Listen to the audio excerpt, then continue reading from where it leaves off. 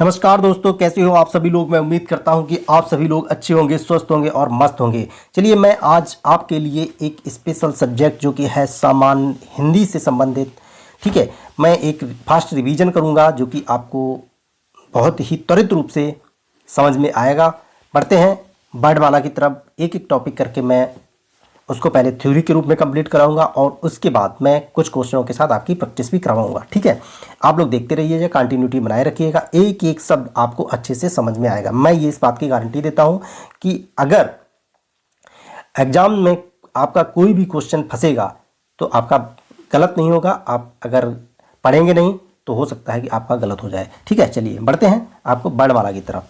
तो वर्णमाला देखिए, वर्ण तालिका को मैंने इस तरीके से विभाजित किया गया है। क्या है कि पहले स्वर को और दूसरा व्यंजन को। ठीक है, आप स्वर को इसमें दो भागों में बांटा गया है। तो पहला है ह्रस्व स्वर और दीर्घ स्वर।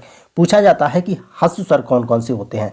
ठीक है, ह्रस्व मीन्स छोटे, लघु लघु स्वर होते हैं, वो होता है आपका आ, ई, उ और ऋषि। ठीक, कितने होते हैं? 4। कभी कभार काउंटिंग भी पूछ ली जाती है कि ह्रस्व स्वरों की संख्या कितनी होती है। मेरे प्यारे बच्चों, ह्रस्व स्वरों की संख्या 4 होती है। कौन कौन सी? आ, ई, उ और ऋषि। मतलब छोटा आ, छोटी ई, छोटा उ और ऋषि। ठीक है, रे रे जिसे बोलते हैं। ठीक, ये तो हो गया 4, ये आपको याद रखना है, पूछा जाता है। ठीक, अब आ जाते हैं दीर्घ स्वरों की। तो दीर्घ स्वर कौन कौन से होते हैं? आ, बड़ा आ, बड़ी ई, बड़ा उ, ए, ओ, औ। कितने हो गए? 7। ये भी पूछा जाता है कि दीर्घ स्वरों की संख्या कितनी होती है? 7 होती है। कुल मिला के ये दीर्घ और लघु मतलब ह्रस्व कितने हो गए? 11। तो इस प्रकार से स्वरों की संख्या कितनी हो गई? 11 हो गई। ठीक है दोस्तों, समझ में आया होगा। इसी प्रकार से अब मैं व्यंजनों की बात कर लेता हूं। व्यंजन में जो होते हैं जो पहला होता है स्पर्श। ठीक, स्पर्श होता है का से लगा, का से मां तक। मां तक कितने स्वर होते हैं? 25 सॉरी, स्वर नहीं, सॉरी गलती थी। जो का से लेकर मां तक होते हैं वो 25 व्यंजन होते हैं। ठीक, का से लेकर मां तक। कभी आप लिखना इस तरीके से, का, खा, गा, खा करके लिखते जाना और लास्ट में आपका माँ आएगा यहाँ पे। तो ये जो है ना 5-5 की जो ये सीरीज बनेगी इस तरीके से। ठीक, इस तरीके से।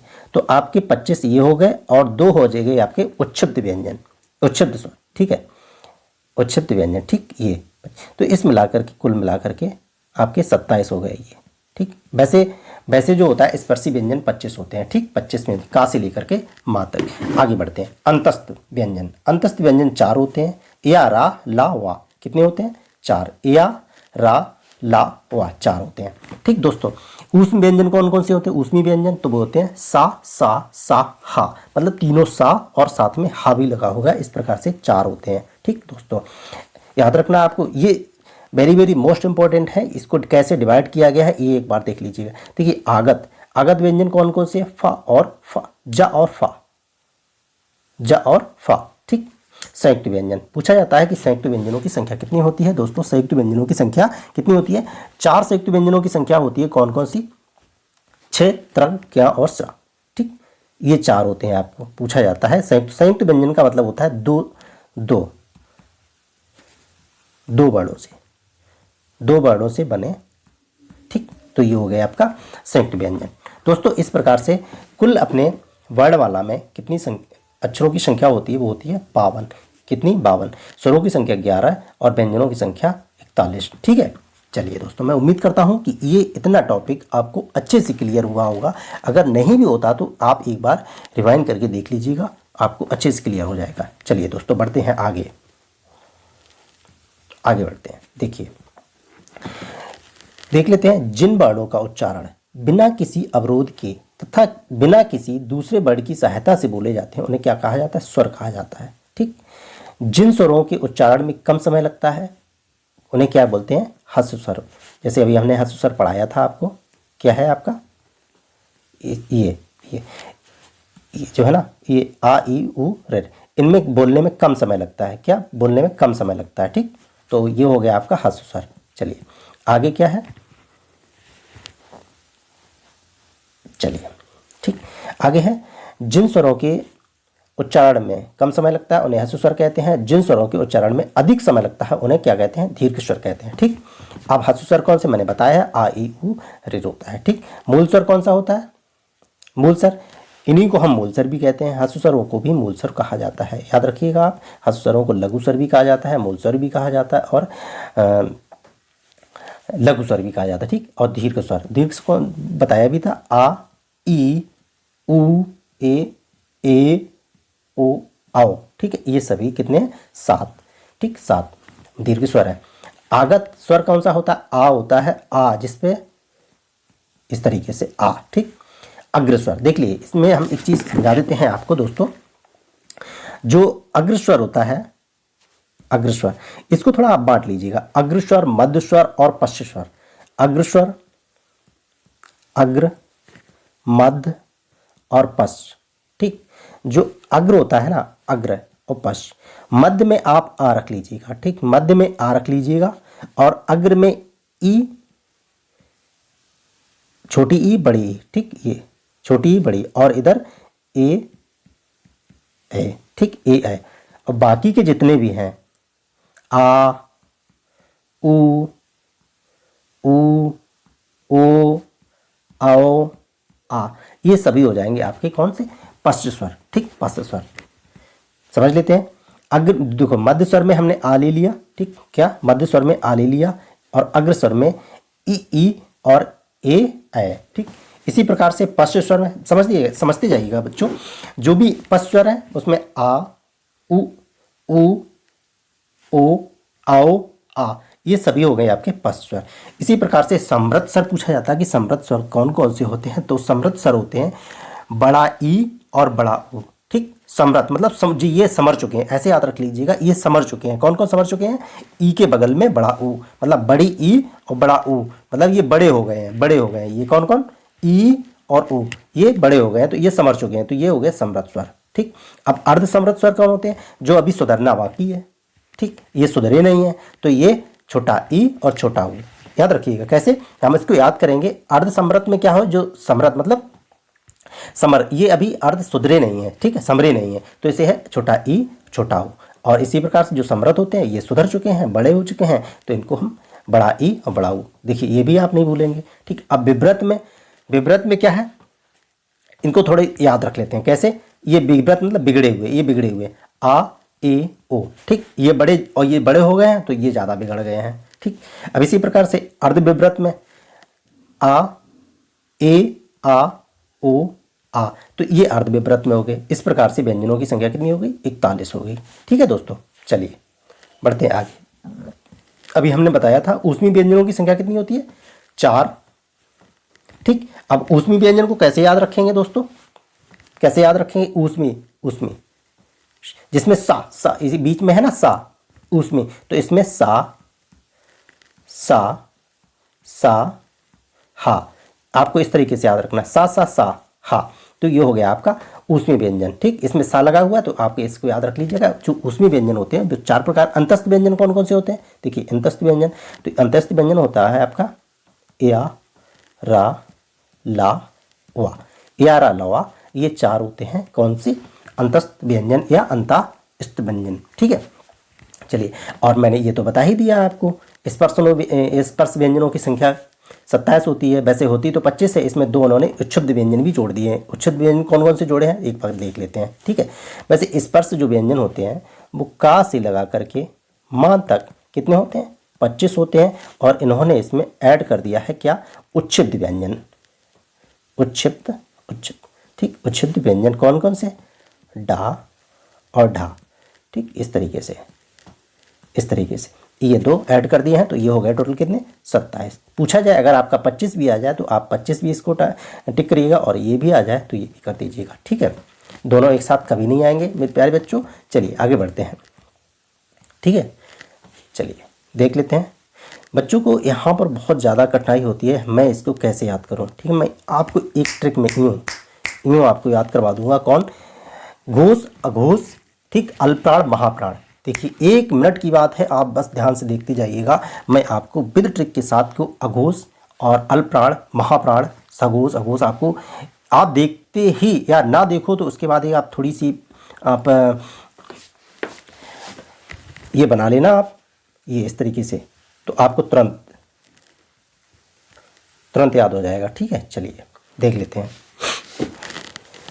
पहले तो अगर आपको याद ना रहे तो सबसे पहले साइड में का से लेकर के माँ तक, कहाँ से, का से लेकर के माँ तक, ठीक है, का से लेकर के माँ तक आपको ओलम लिख लेनी है। ठीक, अब वो कैसे लिखोगे, एक सीरियल में लिखोगे, का चा पा टा, मतलब इसके 5, इसमें 5, इसमें 5, इसमें 5, इसमें 5। ठीक है, इस तरीके से आपको लिखना है।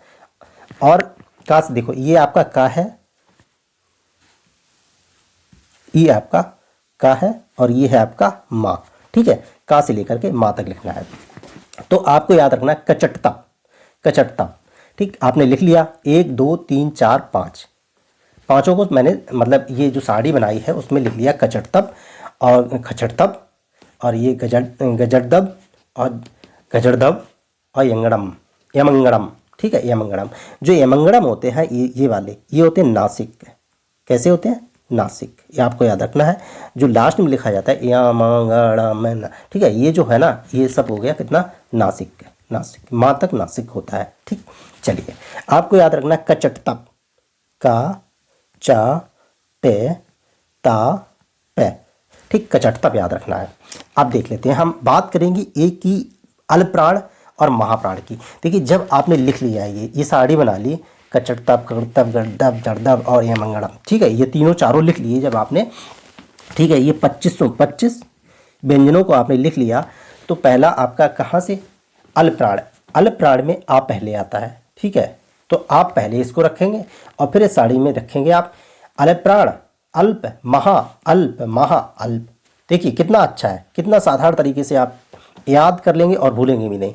जब ये आप साड़ी लिख लेंगे एक दो बार, एक बार लिखेंगे तो उसमें पहले क्या आएगा, अल्प, मतलब अल्प, अल्प आ से स्टार्ट होता है ना, तो ये आ पहले आएगा। तो अल्प, महा, अल्प, महा, अल्प।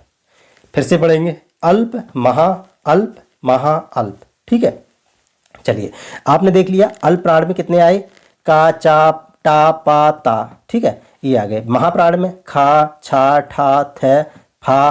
ठीक है, ये आ गए। और अच्छा ये भी है, सा और हा। ठीक, ये आगे।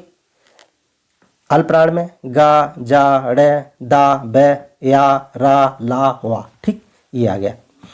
और महाप्राण में घा झा ड़ा धा और भा। ठीक, और सघोष में अल्पप्राण में क्या आ गया, ये हो गया या ड़ ना में। ठीक, ये मंगड़म।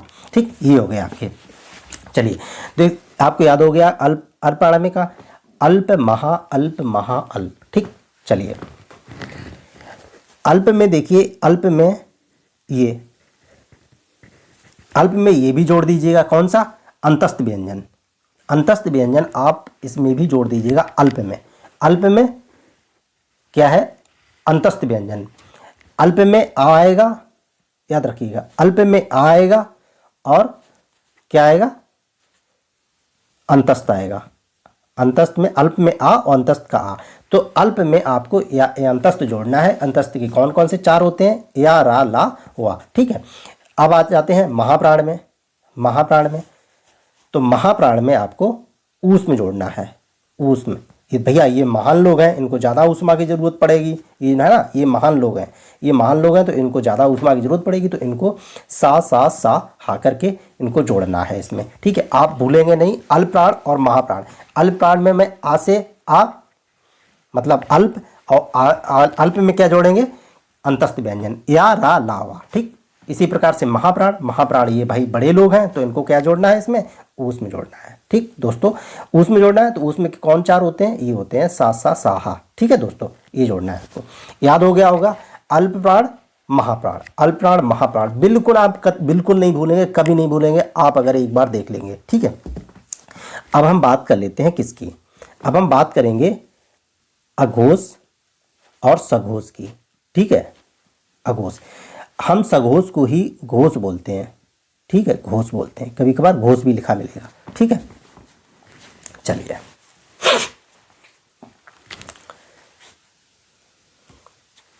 चलिए अब हम अघोष की बात कर लेते हैं। जब ये आप साड़ी लिखे होंगे ना, तो आप जिस तरीके से अल प्राण का आ पहले लिया था, उसी प्रकार से आ अघोष को आ पहले लेंगे। ठीक है, ले लिया आपने, तो आपकी पहली हो गई लाइन, दूसरी हो गई लाइन, ये दो लाइनें हो गई किसकी किसकी हो गई, अघोष की। ठीक, आ माने जो पहले स्टार्ट हुआ है ना, पहले स्टार्ट हुआ है, तो आ से स्टार्ट हुआ है, तो आ की का की लाइन हो गई पूरी और खा की लाइन पूरी हो गई। अब आ जाओ सघोष की, जो बाकी बचे हैं वो सारे सभी क्या हैं, सघोष हैं, ये सभी सघोष हैं।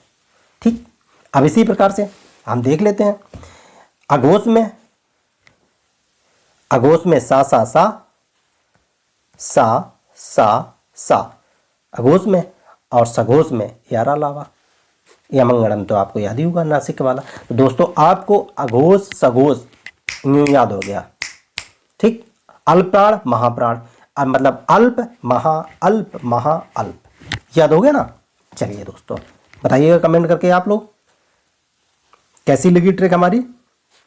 चलिए अब आगे बढ़ लेते हैं। मैं क्या, आगत व्यंजनों की संख्या, आगत व्यंजनों की संख्या कितनी है, 2 है, और संयुक्त व्यंजनों की संख्या कितनी है, कितनी, 4। कौन कौन सी है, छ, त्रा, ज्ञा और श्रा। ठीक है, ये 4 हो गए। ठीक, और कावड़ मैंने बताया है, कावड़ की ध्वनियाँ कौन कौन सी हैं। जब आप ऊपर लिखेंगे ना इस तरीके से, ये आपका कौन सा है, ये आपका पूरा, देखिए ये आपका पूरा कावड़ हो गया, ये पूरी लाइन आपकी कावर की हो गई, कावर की, और ये चावर की, और ये टावर की, और ये टावर की, और ये पावर की। इसीलिए एक ट्रिक है ना, कौन सी, कचट तप, कौन सी है, कचट तप, कचट तप। अब इन्हीं को हम क्या बोलेंगे, देखिए एक बार इसको भी हम साड़ी से देख लेते हैं। इसको हम बोलते हैं क्या, कंठ, कंठ। अब कंठ को कैसे याद करेंगे, कंठ, सॉरी यहाँ पे कंठ, देखिए नीचे से लेकर के चलिए, गले के पास से आप लेकर चलेंगे, गले के पास से, यहाँ से कंठ मतलब गले के पास से, तो बोलो उसको का, खा, ध्वनि पहचानिए, ध्वनि पहचानिए भाई दोस्तों, ध्वनि पहचानिए, का, खा, ग, घा, इया। ठीक है ना, ये कंठ से आवाज आ रही है, गले से आवाज आ रही है, तो पहला आपका हो गया कंठ।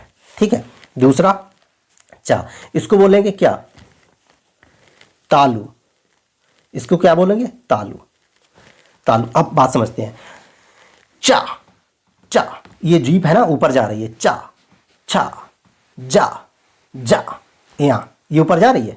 अब आगे ये हो गई टा, ये चा की हो गई। अब टा की हम बात कर लेते हैं, टा की, तो ये हो गई आपकी मूर्धन, मूर्धन, मूर्धन। मूर्धन में क्या होता है, देखिए मूर्धन बोलेंगे टा, टा, ये ना दांत के अंदर, ये ऊपर वाला दांत है ना, उसके थोड़ा अंदर जाइए, तब ये मूर्धन का हो गया, टा, ठा, डा, डा, ड़ा। ठीक है ना, ये आपका पहला हो गया कंठ, दूसरा हो गया तालु, तीसरा हो गया मूर्धन, और चौथा हो गया ये मूर्धन के बाद आएगा आपका दंत, दंत के बाद आएगा ओष्ठ। अब दंत की हम बात करें, दंत कौन सा है, तावर का, तावर का। देखिए दंत में क्या, दांत, दांत मतलब जिसमें दांत का स्पर्श जीभ से हो। ठीक है, ता, था, दा, धा, ना। देखिए समझिए, देखिए ध्वनियों को, ध्वनि जो ना, ये जो वर्ड बोले जा रहे हैं, इसमें थोड़ा वो समझिएगा, इसमें कहाँ पे हमारी जीभ टच कर रही है, उसी हिसाब से तुरंत निकल आएगा। अगर आप रटने की कोशिश करेंगे तो रट नहीं पाएंगे। ठीक है, जैसे अब ये दंत है, तो बात समझिए, जो हमारी जीभ है ना दांत में टकराए, जैसे ता, था, दा, धा, ना, ये सभी अक्षर है ना वर्ड, ये सभी वर्ड जो है इसमें टकरा रहे हैं दांत में, तो ये होगा आपका दंत। ठीक, दंत वर्ड का।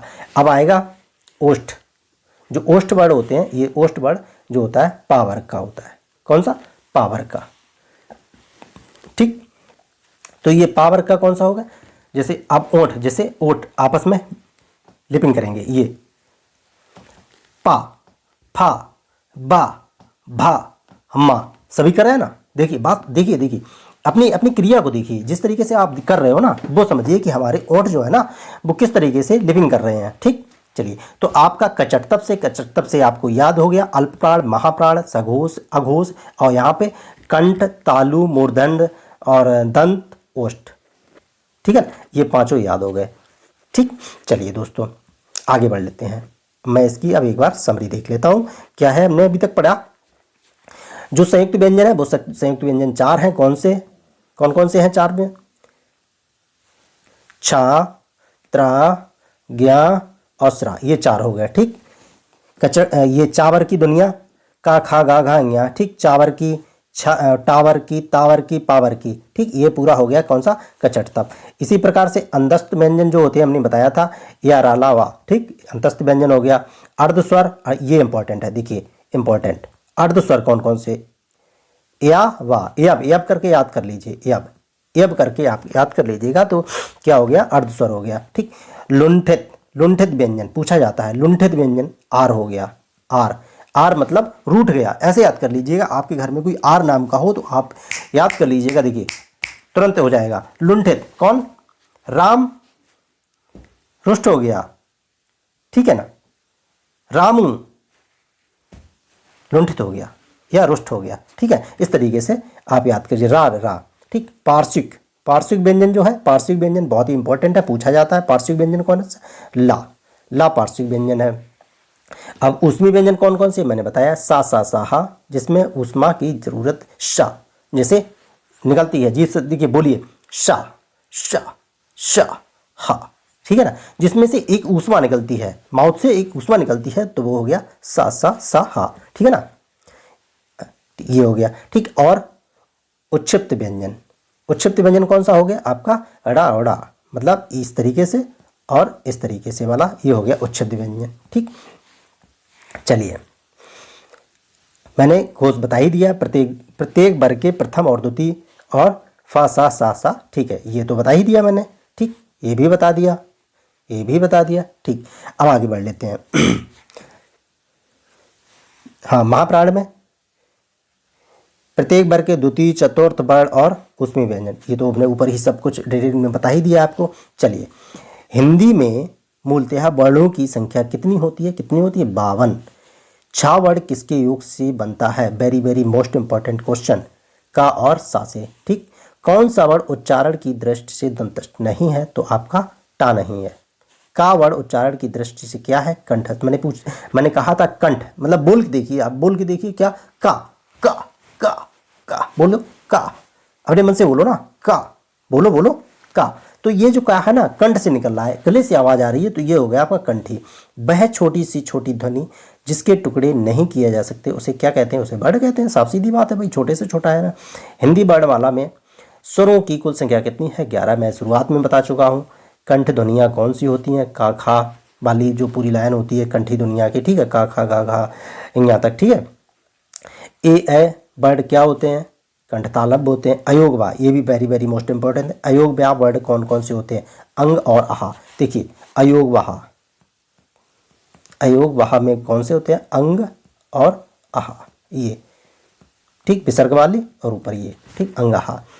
ठीक, अघोष वर्ण हिंदी की साध्वनि तालब ध्वनि है भाई। या वाला किस प्रकार के हैं? तो ये मैंने आपको बता दिया है, आपका अंतस्थ है। चलिए, ठीक है ना, ये मैंने सारी डिटेल में आपको बता ही दिया है। तालब व्यंजन कौन कौन से होते हैं, मूर्धन्य व्यंजन कौन कौन से, दंत तालब तालब क्या होता है? जो तालू में जाकर के जीभ टकराए। ठीक है, मूर्धन्य दांत के पीछे के हिस्से में जीभ टकराए, ये हो गया। ठीक है, और दंत मतलब दांत में जाकर के जीभ टकराए। ठीक है, स्पर्श करे तो उसे क्या बोलेंगे?